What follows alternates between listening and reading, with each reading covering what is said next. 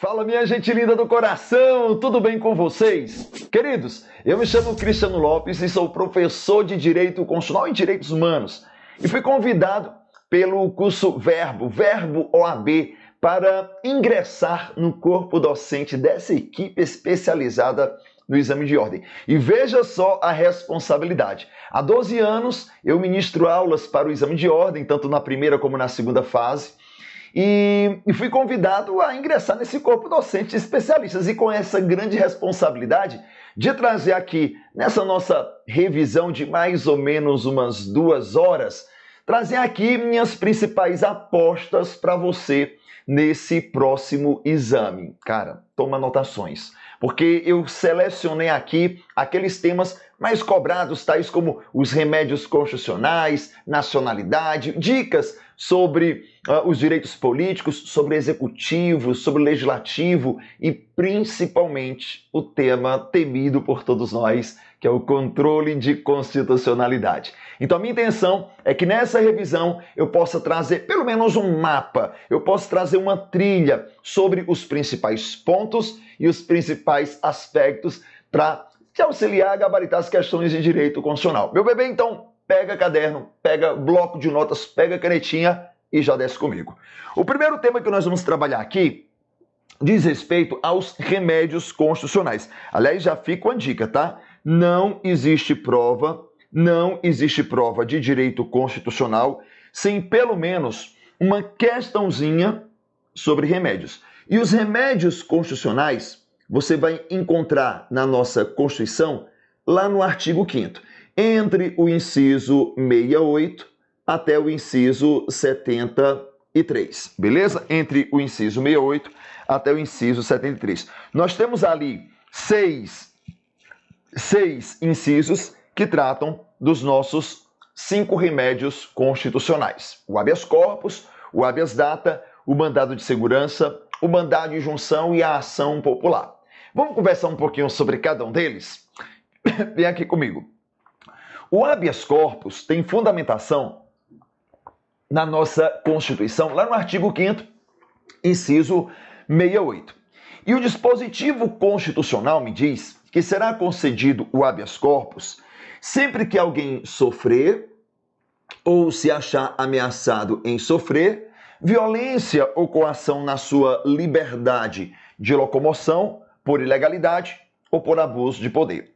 Esse texto, logo expresso no artigo 5º, inciso 68, ele é de extrema importância, porque ele me traz várias informações que são relevantes para a nossa prova.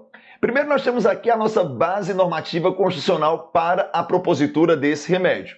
Então, o habeas corpus é uma ação constitucional, porque tem fundamentação na Constituição e também tem fundamentação no Código de Processo Penal. Mas a minha primeira base normativa é a base normativa constitucional. Beleza.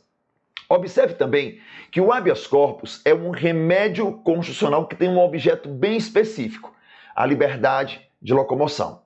O remédio que protege a liberdade de locomoção, o remédio que tutela a liberdade de locomoção é o habeas corpus. Então, o habeas corpus tem um objeto muito bem específico. E observe que o Constituinte colocou de forma muito feliz a liberdade de locomoção, e não somente o direito de locomoção, porque na minha liberdade eu tenho opções, na minha liberdade eu tenho escolhas.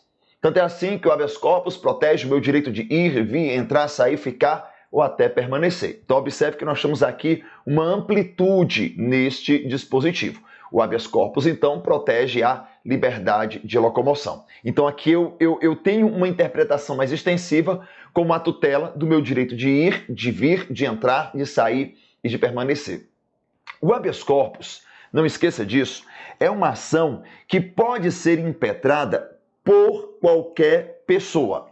O habeas corpus é uma ação que pode ser impetrada por qualquer pessoa. E quando eu coloco aqui qualquer pessoa, é tipo qualquer pessoa mesmo, tá? Qualquer pessoa. Cris, vem cá. E uma criança pode impetrar habeas corpus? E a resposta é que sim, qualquer pessoa. O Supremo Tribunal Federal, ele jurisprudenciou sobre o tema, dizendo que a legitimidade ativa do habeas corpus, ela é universal. E ela é universal porque qualquer pessoa física ou jurídica, capaz ou incapaz, nacional ou estrangeira, poderia impetrar. E quando eu coloco esse tema, mas Cris, uma criança pode impetrar? Qualquer pessoa, capaz ou incapaz. Cris, uma pessoa jurídica pode impetrar? Qualquer pessoa, física ou jurídica. Cris, um estrangeiro pode impetrar? Qualquer pessoa, nacional ou estrangeira, pode impetrar. Sabe por que muitas vezes o aluno ele erra essa questão? Porque quando a banca diz que uma criança pode impetrar, você diz, certo, mas o aluno acaba conversando. O aluno de direito conversa, meu Deus do céu, faça isso não.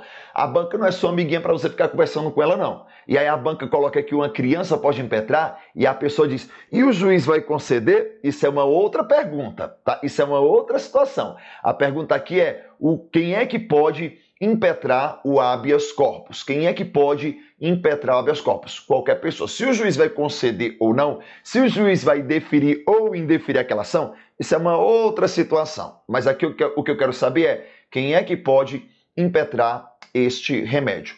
Qualquer pessoa. Qualquer pessoa física, jurídica, capaz ou incapaz poderá impetrar este remédio constitucional. Perfeito? Aqui, tranquilo, né? Então, observe que uma primeira informação é essa, que qualquer pessoa pode impetrar, já que este remédio é um remédio universal, de legitimidade ativa universal, beleza? De legitimidade ativa universal. Um outro detalhe é que o próprio juiz pode conceder de ofício. Olha que interessante. O juiz, analisando o caso concreto, pode inclusive conceder de ofício sem que ninguém venha a pedir, tá? Sem que ninguém venha a pedir. Então, observe aqui que qualquer pessoa pode impetrar e que o juiz pode conceder de ofício. Além disso, nós temos um outro detalhe, tá? É uma ação que dispensa a capacidade postulatória. Olha que interessante. O Estatuto da OAB, no artigo 1º, parágrafo 1º, estabelece que o habeas corpus não é uma ação privativa de advogado. Então, qualquer pessoa poderia impetrar, inclusive o juiz pode conceder, e eu não preciso de advogado. Não esqueça, não precisar de um advogado não significa que você não possa contratar um advogado. Muito pelo contrário, o ideal é que você contrate um advogado. Então, qualquer pessoa pode impetrar? Pode. E o juiz pode conceder de ofício? Pode. Eu preciso de advogado? Não. Mas, Cris, eu quero contratar um advogado. Meu bebê, então contrate. Aliás, o ideal é que você contrate mesmo um advogado, tá? Mas que é uma ação que você não precisaria de um advogado para a sua impetração. Beleza? Um detalhe também é que o habeas corpus é uma ação, eu vou até puxar uma setinha aqui, ó, olha só, 0800, bebê. 0800. Como assim, Cris? 0800. É uma ação que ela é gratuita. Olha que interessante. É uma ação que ela é gratuita. Isso mesmo, o habeas corpus é uma ação gratuita. O habeas corpus é uma ação gratuita. Portanto, meu bebê, você não paga as custas processuais. Não é que se fala em custas processuais. Aliás, já fica uma dica, eu vou quase que dançar aqui para você. Você lembra assim, os habeas são gratuitos, os mandados são pagos. Os habeas são gratuitos, os mandados são pagos. Meu bem, daqui a pouco, se tiver um DJ, coloque aí um hit. Os habeas são gratuitos e os mandados são pagos. Professor, você como dançarino e cantor, é melhor continuar dando aula. Mas tu lembra disso, que os habeas são gratuitos. Os habeas corpus e os habeas data são ações gratuitas. O mandado de segurança e o mandado de junção são ações que são pagas, tá? E a ação popular, regra, é uma ação gratuita, salvo comprovada má-fé. Minha última dica sobre habeas corpus para a gente partir para outro remédio, tá? Observe que o próprio texto constitucional estabelece que nós poderíamos constitucionalmente entender que eu tenho duas fundamentações, duas possibilidades aqui da impetração do mandado de segurança. O mandado de segurança pode ser concedido sempre que alguém sofrer ou se achar ameaçado em sofrer. Ora, desse contexto, eu posso entender que o habeas corpus ele pode ser preventivo ou ele pode ser repressivo. Então, o habeas corpus pode ser preventivo ou ele pode ser repressivo. Ele será preventivo, tá? Ele será preventivo quando, Cris? Ele será preventivo quando a minha liberdade de locomoção ela não foi cerceada, mas eu me sinto ameaçado em ter essa liberdade cerceada. E ela pode ser repressiva quando a liberdade já foi comprometida. E aí, nesse caso, olha só, quando o habeas corpus for repressivo, o juiz vai conceder para este caso, né, um liberatório ou um alvará de soltura, talvez o termo melhor, alvará de soltura.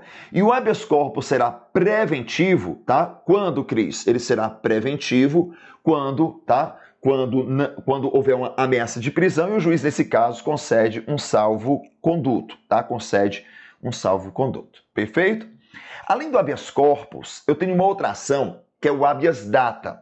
E o habeas data é uma ação bem interessante, tá? O habeas data é uma ação bem interessante que tem fundamentação na Constituição, tem fundamentação na Lei 9507 de 97, tá? Tem fundamentação na Lei 9507/97. Essa norma infraconstitucional é a lei que regulamenta o habeas data, tá? Mas as minhas principais informações sobre o habeas data é que essa ação, ela tutela, ela protege o teu acesso a informações. A Constituição Federal me traz duas possibilidades para a impetração do habeas data, apesar de a Lei 9507/97 me trazer uma terceira possibilidade. Vamos primeiro trabalhar com as possibilidades constitucionais, aí depois eu trago a terceira possibilidade, que ela é infraconstitucional. Vem aqui comigo, olha só.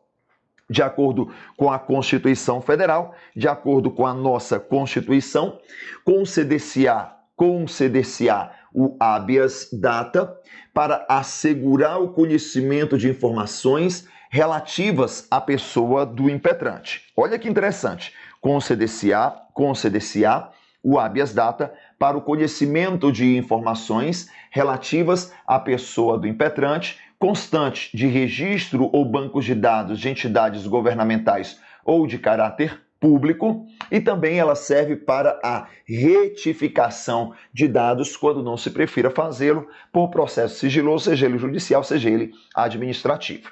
Algumas considerações são importantes. A primeira delas é a seguinte: o habeas data constitucionalmente previsto, ele serve para garantir o conhecimento de informações e para a retificação de dados. A norma infraconstitucional me traz uma terceira possibilidade, que seria as anotações em assentamentos, ou seja, eu acrescentar informações. Se eu me guio pelo dispositivo constitucional, ora, se eu quero conhecer, parece uma redundância, parece uma obviedade, mas o pensamento é esse mesmo. Se eu quero conhecer uma informação, é porque eu não conheço aquela informação. Se eu quero conhecer, é porque eu não conheço a informação. Então, observe que se eu quero conhecer, eu não conheço. Imagina só que eu tenho um conhecimento, que existem informações minhas em bancos de dados, mas eu não sei que informação é essa, então eu desejo conhecê-las. A retificação, pelo amor de Nossa Senhora da OAB, não vá confundir retificar com ratificar. Porque se eu quero retificar, é porque eu quero corrigir aquela informação. Se eu quero ratificar, é porque eu quero confirmar aquela informação. Cuidado com isso na hora da sua prova, tá? Eu quero retificar porque eu conheço a informação e sei que ela está errada. Observe que a Lei 9507 de 97 me traz também uma outra possibilidade. A Lei 9507 de 97, ela vai trazer a possibilidade de eu anotar informações, ou seja, acrescentar informações quando aquelas informações que estão em bancos de dados não estão erradas, mas elas estão incompletas. Então o habeas data serve para conhecer, para corrigir e para complementar a informação. Lembre-se que a ação de habeas data é uma ação personalíssima, portanto, não cabe impetração de habeas data de terceiros. Vou repetir, não cabe a impetração de habeas data de terceiros. Cuidado com isso, e eu vou repetir, não cabe a impetração de habeas data de terceiros, beleza? Isso é importantíssimo, porque eu não posso impetrar um habeas data para tomar conhecimento de informações do meu vizinho, do meu amigo, do meu inimigo, do meu rival, porque a ação ela é personalíssima, tá? É uma ação gratuita, mas que, diferente do habeas corpus, eu preciso de advogado. Aliás, já fica uma dica. Há pouco eu falei para você que os habeas são gratuitos, que os mandados são pagos e que a ação popular é gratuita, salvo comprovada má-fé. Dos nossos 5 remédios, habeas corpus, habeas data, mandado de segurança, mandado de junção e ação popular, a única, e atenção, a única que eu vou precisar de fato de um advogado, a única que eu não vou precisar de advogado seria aqui a ação de habeas corpus. As demais, habeas data, mandado de segurança, mandado de junção, ação popular, todas elas eu irei precisar de um advogado. Perfeito? Fica essa dica que eu acho que merece também aí a nossa atenção. Show de bola? Pegou direitinho? Então, o habeas data é uma ação gratuita, mas é uma ação que eu preciso de advogado. É uma ação que eu preciso de advogado, beleza? É uma ação que pode ser impetrada tanto por pessoa física como por pessoa jurídica, mas de qualquer forma, e mais uma vez eu reitero, tá? É uma ação que ela é personalíssima, beleza? É uma ação que ela é personalíssima. E só para destacarmos, tá? É uma ação que não tem prazo. Aliás, o habeas corpus também não tem prazo, né? Apenas 2 ações eu vou me preocupar, eu vou questionar, tá? Eu posso ser questionado com relação a prazo, tá? Que é o mandado de segurança e a ação popular. As demais, não. Para que a gente possa entender bem o habeas data, eu acho que é necessário que você faça a leitura da súmula número 2 do STJ. Vamos anotar isso? Cris, que súmula? Súmula número 2 do STJ. Súmula número 2 do STJ. Súmula número 2 do STJ. Cris, o que fala a súmula número 2 do STJ? O que fala a súmula número 2 do STJ? Vamos aqui comigo. A súmula número 2 do STJ, diz que não cabe a impetração de habeas data se não houver a recusa da informação por parte da administração pública. Olha que interessante. Não cabe a impetração de habeas data se não houver a recusa da informação por parte da administração pública. Como essas informações estão em bancos de dados da administração pública, primeiro eu tenho que percorrer a via administrativa e, em sendo frustrado, né, no meu pedido administrativamente falando, é que eu posso impetrar a ação judicial. Perfeito? Então, habeas corpus, vimos. Habeas data, vimos. Habeas corpus protege a liberdade de locomoção. Habeas data, o teu conhecimento de informação, seja para conhecer, corrigir ou anotar informações que sejam pessoais, que estejam em bancos de dados da administração pública. Beleza? Desce aqui comigo. Eu tenho mais uma ação que seria o mandado de segurança. Outra ação nossa, importantíssima. O mandado de segurança é um remédio constitucional que vai tutelar, que vai proteger, eu acho que o correto seria assim, proteger, até porque o próprio texto da Constituição fala isso, conceder-se-á o mandado de segurança para proteger o direito líquido e certo. Agora, cuidado, não é qualquer direito líquido e certo, mas um direito líquido e certo que não for amparado por habeas corpus ou habeas data, quando o responsável pela ilegalidade ou então pelo abuso de poder, né, for autoridade pública ou agente de pessoa jurídica no exercício de atribuições do poder público. Eu vou iniciar novamente esse texto só para que a gente possa fixar um detalhe. Conceder-se-á mandado de segurança para proteger um direito líquido e certo não amparado pelo habeas corpus ou pelo habeas data. O Supremo Tribunal Federal diz que quando o constituinte originário colocou aqui o habeas corpus ou habeas data, ele colocou aqui como um mecanismo meramente exemplificativo. Portanto, eu posso entender que o mandado de segurança é um remédio, olha que interessante, é uma ação residual. É uma ação residual. E, Cris, o que significa ser uma ação residual? Residual, tu lembra do resíduo, do resto. Ou seja, aquilo que não for, aquele direito líquido e certo, não amparado pelos outros remédios, será amparado pelo mandado de segurança, porque ele vai proteger aquilo que não é amparado pelos demais.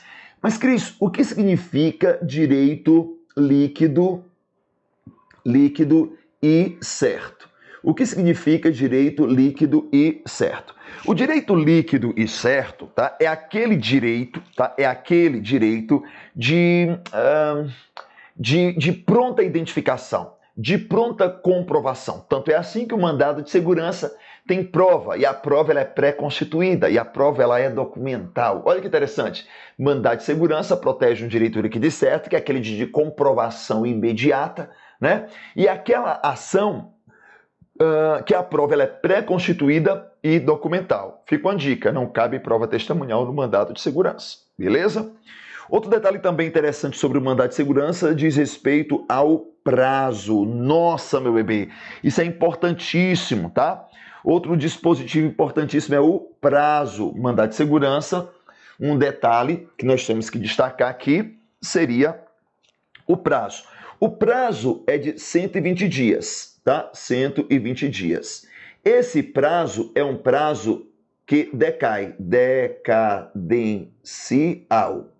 É um prazo decadencial, beleza? É um prazo decadencial. O mandado de segurança tem prazo, o prazo ele é decadencial, contados da ciência do ato. Até o presente momento, nós não nos preocupamos com prazo, nem no habeas corpus, nem no habeas data, porque são ações imprescritíveis. No entanto, no mandado de segurança, há que se lembrar, o mandado de segurança tem prazo decadencial de 120 dias contados da ciência do ato. E talvez um dos pontos mais cobrados e mais relevantes quando nós estudamos o mandado de segurança, que tem previsão, diga-se de passagem, tanto na Constituição, no artigo 5º, inciso 69 e inciso 70, mas que também tem fundamentação em lei específica. A Lei 12.016 de 2009 é a lei que regulamenta esta tão importante ação constitucional. E como eu disse, tão importante quanto os dispositivos ligados ao inciso 69 do artigo 5º, que trata de forma genérica sobre o mandado de segurança, é a cobrança constitucional do mandado de segurança coletivo. Olha que interessante. A própria Constituição me traz a possibilidade de o mandado de segurança ser individual e do mandado de segurança ser coletivo. Cris, quem é que pode impetrar o mandado de segurança coletivo? Isso que é interessante. Nos termos da nossa Constituição, o mandado de segurança coletivo ele pode ser impetrado por partido político, e observe que não é qualquer partido político, é um partido político que tenha representação no Congresso Nacional. Aqui é interessante, tá? Não é qualquer partido político, mas um partido político que tenha representação no Congresso Nacional, tá? No Congresso Nacional. Observe, tá? Observe que, além deste legitimado, a organização sindical, a entidade de classe e a associação legalmente constituída e em funcionamento há pelo menos um ano em defesa do interesse dos seus membros. Então, eu tenho aqui um rol bem específico de legitimados que podem propor o mandado de segurança coletivo. O partido político com representação no Congresso Nacional, e aqui eu traria uma jurisprudência que acho ser interessante, Cris, o que significa essa expressão? Partido político com representação no Congresso Nacional. Nós sabemos que o Congresso Nacional, pelo menos na órbita federal, só se adota, nesse caso da órbita federal, o Congresso Nacional é bicameral. E, mais uma vez, nós só adotamos o bicameralismo na órbita federal. No Estado e no município, nós adotamos o unicameralismo. O Congresso Nacional ele é bicameral porque ele é composto por duas casas, duas câmaras, a Câmara dos Deputados e o Senado Federal, tá? Para que um partido político ele tenha representação no Congresso, ele tem que ter representantes na Câmara e no Senado, ou na Câmara ou no Senado. Isso que é interessante. O Supremo Tribunal Federal, na sua jurisprudência, já tem isso muito bem pacificado, dizendo que para que um partido político ele tenha representação no Congresso Nacional, ele tem que ter representantes na Câmara ou no Senado. Se ele, na verdade, representante, né? Porque se o partido político tem pelo menos um senador, ele já tem representação no Congresso. Se aquele partido político tem pelo menos um deputado, ele já tem representação no Congresso Nacional. Perfeito? Isso é interessante que você saiba, isso é importante que você anote. Então, Cris, quem é que pode impetrar o mandado de segurança coletivo? Partido político com representação no Congresso Nacional, a organização sindical, a entidade de classe, e no caso da associação, essa associação tem que ter pelo menos um ano de funcionamento, beleza? Esses seriam os legitimados, tá? Esses seriam os nossos legitimados à propositura do mandado de segurança, e há que se anotar como detalhe importante para a nossa prova. Além disso, tá? Nós temos também uma outra ação que seria o mandado de injunção. Olha que interessante. O mandado de injunção é a nossa ação nova, a nossa ação caçula, né? Porque ela é uma inovação constitucional e uma criação tipicamente brasileira. O mandado de injunção tem fundamentação na nossa Constituição no artigo 5º, inciso 71, e o próprio dispositivo que fundamenta essa ação constitucional, ela me traz também o objeto de proteção. Será concedido o mandado de injunção sempre que a falta de norma regulamentadora torna inviável o exercício, tá, dos direitos e das liberdades constitucionais, das prerrogativas que são inerentes à nacionalidade, à soberania, à cidadania, tá? Então observe que nós temos aqui, tá? Observe que nós temos aqui essa ação tão importante. Observe também que é cômico dizer isso, mas somente em 2016 é que esta ação ela foi regulamentada pela Lei 13.300. Vamos lá comigo? A Lei 13.300 de 2016 é que veio regulamentar esta ação. Até então, olha que cômico, até então, a ação que protegia a falta de norma, não tinha norma para se autorregulamentar. Não é meio louco isso? Pois é, a lei que tratava sobre a falta de norma não tinha norma para se autorregulamentar. E aqui é interessante, porque, como eu disse para você, nós estamos aqui diante de uma inovação, tá? Nós estamos aqui diante de uma inovação constitucional, porque até então nós não tínhamos essa ação, né, no ordenamento nacional e internacional. Ora, vamos só entender o mandado de injunção. Eu tenho o direito, mas ele não foi regulamentado. Eu tenho uma previsão de um determinado direito na Constituição, mas a falta de norma, a omissão, a morosidade do Poder Legislativo torna inviável o exercício deste direito. Um bom exemplo. O servidor público tem direito de greve? Tem, tá? É uma previsão do artigo 37, inciso 7º da Constituição. No entanto, esse direito de greve do servidor público civil já foi regulamentado? Não. Então, se o servidor se sentir prejudicado pela falta de norma, ele pode impetrar, nesse caso, o mandado de injunção. Beleza? Eu não falei no mandado de segurança esse aspecto, mas essas duas regrinhas que eu estou marcando servem tanto para o MI como para o MS, tá? Serve tanto para o MI como serve para o MS. Ou seja, tanto o mandado de segurança como o mandado de injunção são ações não gratuitas. São ações não gratuitas. E são ações que eu preciso de advogado, tá? São ações que eu preciso de advogado.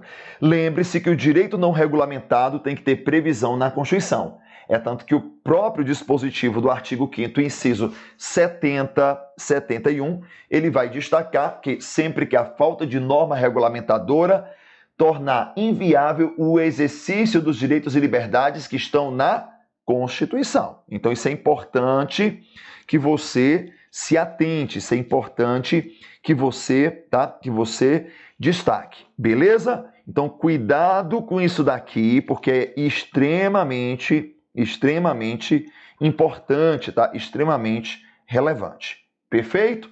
Tranquilo aqui, né? E eu chego na minha última ação, que é a ação popular. Cara, a ação popular é uma ação que é notoriamente um instrumento da soberania popular, um instrumento da democracia e da cidadania.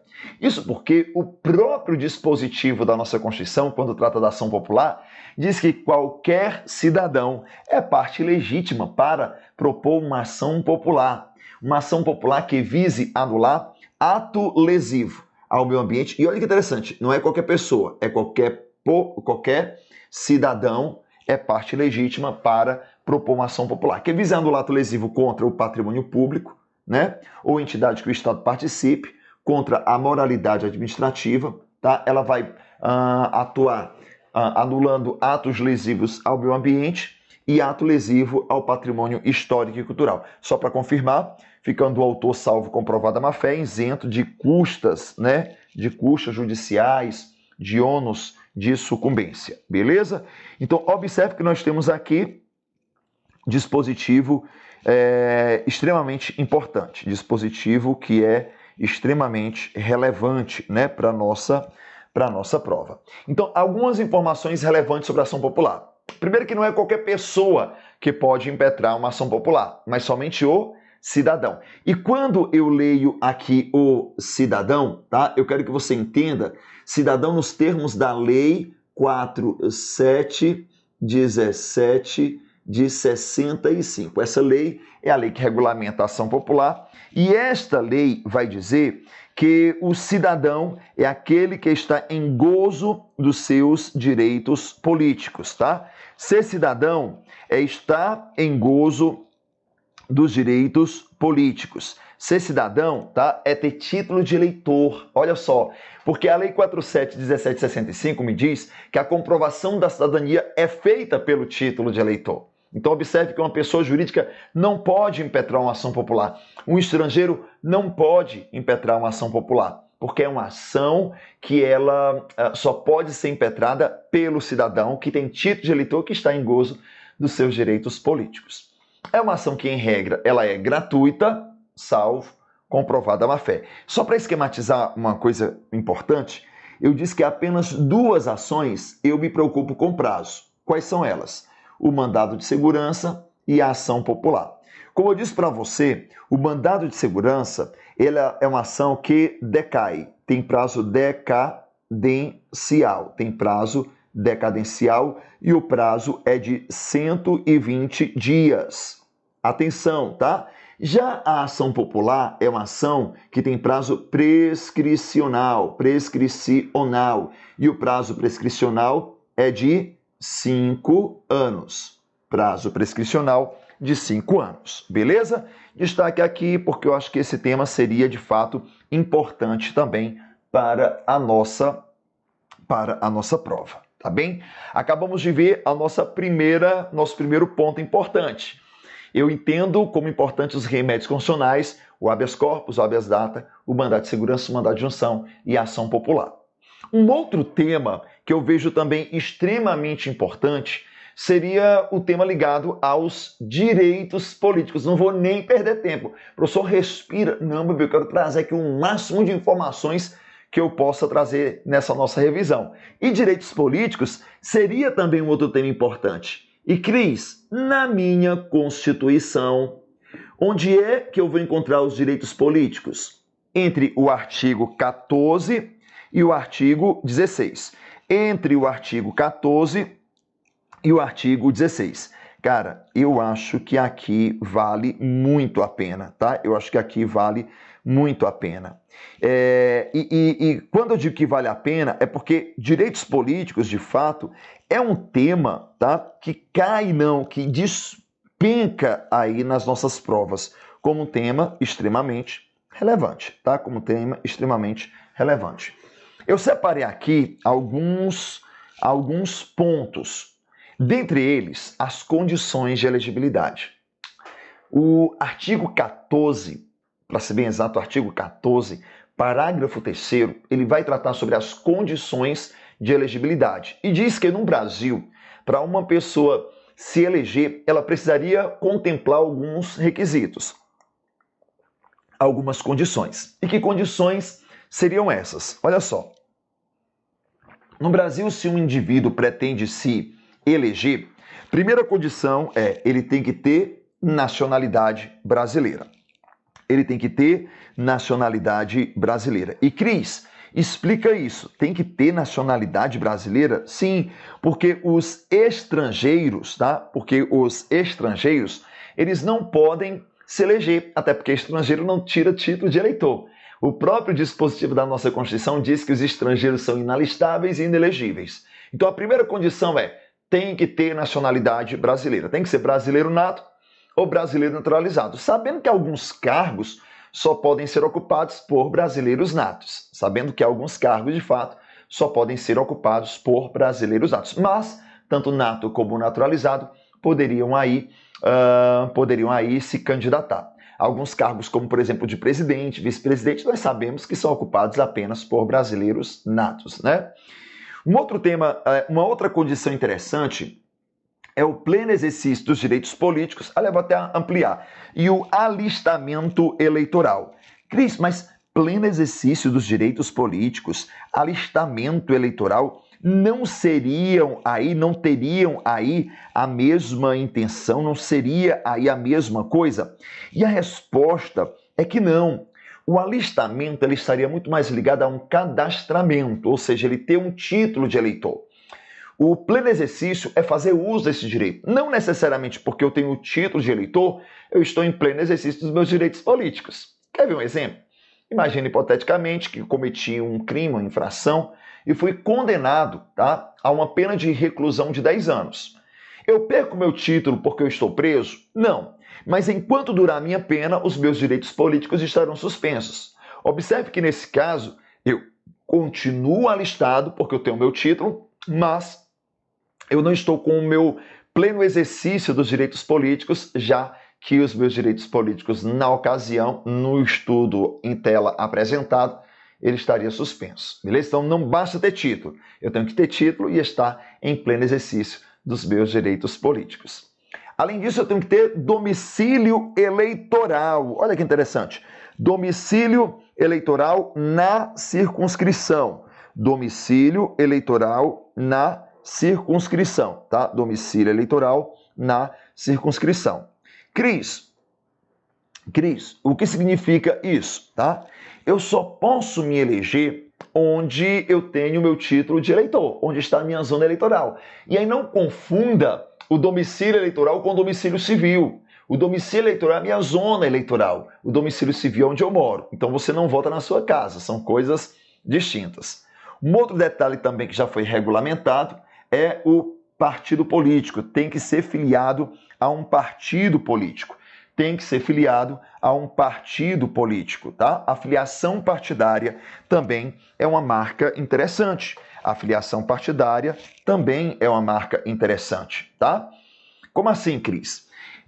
O candidato que pretende concorrer a um cargo eletivo, ele tem que ser filiado a um partido político. PT, PSDB, PMDB, PSL, ou seja, qualquer que seja o partido político. E mais importante, talvez não mais importante, mas um dos mais cobrados, tá? Ele tem que ter uma idade mínima. A depender do cargo que ele deseja pleitear, ele tem que ter uma idade mínima, tá? E Cris, que idade mínima seria essa? Vou fazer um macete aqui para você, tá? Vou fazer um macete aqui para você.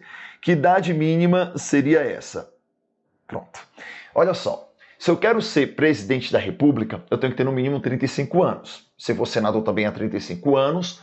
Se for para ser governador, eu tenho que ter no mínimo 30 anos. Para prefeito, eu tenho que ter pelo menos aí 21 anos. Deputados, seja ele federal, estadual, distrital, também 21 anos. E vereador, eu tenho que ter no mínimo 18 anos. Nossa, Cris, eu não vou lembrar disso. Claro que vai, bebê. Na hora da prova, discretamente pega o seu celular, só que não, e liga para o telefone da elegibilidade, que é o nosso 3530 21 18, 3530, 21, 18. Cara, eu falei igual o carro do ovo, né? Mas é pra você memorizar, meu bebê. 35 anos é a idade mínima que se exige para ser presidente da República ou para ser do Senado Federal, senador, tá? 35 anos é a idade mínima para ser presidente ou senador. 30 anos é a idade mínima para ser governador. 21 anos é a idade mínima para ser prefeito, deputado, deputados, né? Porque tanto faz deputado federal, deputado estadual, deputado distrital e juiz de paz, que eu também nunca entendi por que esse homem é chamado de juiz de paz. Juiz de paz é quem celebra casamento. Por que é chamado de juiz de paz? Tem alguma coisa errada aí. Mas você chama de juiz de paz, tá? E 18 anos para os nossos imortais vereadores, né? Vereadores, perfeito? Essa é a idade mínima. Meu bebê, não esqueça deste telefone da elegibilidade. 3530-2118. 3530-2118, tá? Para gabaritar a questão da idade mínima, a depender do cargo eletivo no qual você pretende se eleger, tá? Porque eu tenho certeza que aqui nós teremos em breve alguns políticos eleitos, não é verdade? Povo lindo, além disso, tá? Além disso, eu quero que você tenha um destaque. Eu quero que você destaque mais 3 dicas. Tem um tempo? Tem um tempo. Mais 3 dicas sobre os direitos políticos, tá? O presidente, o governador, né, do estado, do DF, os prefeitos, deixa eu fazer assim, o presidente da República, os governadores do estado ou do DF e os prefeitos e quem os houver sucedido ou substituído no curso do mandato poderão se reeleger apenas para o único período subsequente. Então, por exemplo, olha só. Sou presidente. Posso me reeleger? Posso. De novo não, porque a nossa regra é que o presidente, o governador e o prefeito só possam se reeleger para um único período subsequente. Sou governador. Posso me reeleger? Posso. De novo, não, tá? Porque ele só pode para um único período subsequente. Sou prefeito, tá? Sou prefeito. Posso me reeleger? Posso. De novo, não, tá? De novo, não. Porque, nesse caso, eu só posso, tá? Para um único período subsequente. Eu só passo para um único período subsequente. Beleza? Isso que é interessante para que a gente possa gabaritar direitinho esse negócio, tá? Direitinho esse negócio. Seguinte, meu povo. Essa regra não se aplica ao poder legislativo, que pode se reeleger quantas vezes ele quiser. Sou vereador, posso me reeleger? Posso, de novo, e de novo, e de novo. Sou deputado, posso me reeleger? E de novo, posso, tá? Então, cuidado só com essa observaçãozinha. Eu tenho uma outra dica também que é interessante. Olha só, para concorrer a outros cargos, o presidente da República, os governadores e os prefeitos devem renunciar ao respectivo mandato até 6 meses antes do pleito. Então, por exemplo, se eu sou presidente, governador ou prefeito, tá? E quiser concorrer a um outro cargo, eu tenho que renunciar ao meu mandato até 6 meses antes do pleito, tá bem? Se for para se reeleger, não precisa. E se ele for do legislativo, também não se estresse com isso, não se preocupe, tá? Não se preocupe com essa situação. Essa regra é só se for presidente, governador e prefeito quiser concorrer a um outro cargo, tá? A um outro cargo, beleza? Vamos aqui para mais uma dica. Dá tempo? Dá tempo. Olha só, inelegibilidade reflexa. Meu amigo, a inelegibilidade reflexa seria inelegibilidade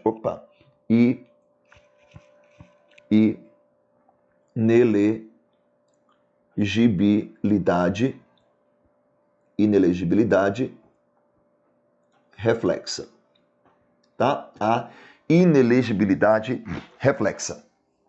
São inelegíveis no território da jurisdição do titular, o cônjuge, os parentes consanguíneos ou afins até 2º grau ou por adoção, do presidente da República, do governador e dos prefeitos. Tá? Olha que interessante. Inelegibilidade reflexa. São inelegíveis no território da jurisdição do titular, o cônjuge, os parentes consanguíneos ou afins, até segundo grau ou por adoção, do presidente, do governador e do prefeito, tá? Ou de quem usar de substituído, só que eu tenho uma exceção, salvo se já titular de mandato eletivo e candidato à reeleição. Então, foca aqui comigo. Olha só, a inelegibilidade reflexa, ela tem fundamentação na nossa Constituição lá no artigo 14, parágrafo 7º. Já deixa isso anotado, tá? Artigo 14, parágrafo 7º. A inelegibilidade reflexa é a inelegibilidade do cônjuge e dos parentes, consanguíneos, afins ou por adoção, do presidente, do governador e do prefeito. Assim, se eu for titular de um cargo eletivo do executivo, eu torno na próxima eleição os meus parentes inelegíveis pelo reflexo do cargo, tá? Essa regra não se aplica ao poder legislativo. Aliás, as 3 dicas que eu trouxe para você, as dicas finais, elas só se aplicam se o titular do cargo for presidente, governador e prefeito. Assim, se, por exemplo, eu sou prefeito no município X, na próxima eleição, os meus parentes não podem se eleger no município X. Se eu sou governador no estado Y, na próxima eleição, cônjuge e parentes não podem se eleger a nenhum cargo eletivo no meu estado. E se eu sou presidente da República, lascou, bebê, porque não pode se eleger a nada. Como assim, Cris? Não pode a nada? A não ser, olha a exceção, salvo se ele já for titular de um cargo eletivo e candidato à reeleição. A minha sugestão para você é que, além de fazer a leitura do artigo 14, parágrafo 7º aqui, que você também leia uma súmula, que é a súmula vinculante número 18. Súmula vinculante número 18, porque trata de um tema que pode ser cobrado também aí na sua prova. E que tema seria esse, Cris? Olha só. A súmula vinculante 18, ela me traz uma situação no qual, se a separação ocorrer no curso do mandato, se a dissolução da união conjugal, da relação conjugal, se dissolver no curso do mandato, o ex-cônjuge fica inelegível para a próxima eleição. E aqui eu queria também destacar que, quando eu trato desse termo cônjuge aqui, apesar de nós nos guiarmos muitas vezes pela literalidade do dispositivo, e quando eu vejo cônjuge, aqui eu vejo casamento civil, Casamento civil, a jurisprudência do Supremo Tribunal Federal, utilizando uma técnica chamada de mutação constitucional, amplia esse conceito, dizendo que, ao ler aqui cônjuge, que eu aplique não só para o casamento civil, mas a regra da inelegibilidade também será aplicada para a união estável e para a união homoafetiva. Olha que interessante. Então, apesar de estar expresso aqui na nossa Constituição, casamento, ou seja, cônjuge, essa regra da inelegibilidade, ela será aplicada também para a união estável e para a união homoafetiva, beleza? E o nome dessa técnica utilizada é mutação constitucional. Vamos só lembrar o que é a mutação. A mutação constitucional, diferentemente da emenda constitucional, ela amplia o conceito, ela amplia a interpretação. A emenda constitucional muda a forma, muda o que está escrito na Constituição. Se eu quero mudar o texto da Constituição, isso é feito através das emendas constitucionais. Mas se eu quero mudar o conceito, a ampliação, a interpretação, nós chamamos isso de mutação constitucional. Um bom exemplo, além desse, é quando a Constituição diz que a casa é asilo inviolável do indivíduo. Como é que está escrito na Constituição? A casa. Mas como é que eu vou levar para minha prova? É casa, casa de campo, casa de praia, apartamento, flat, quarto de hotel, e a gente vai ampliando este conceito, tá bem?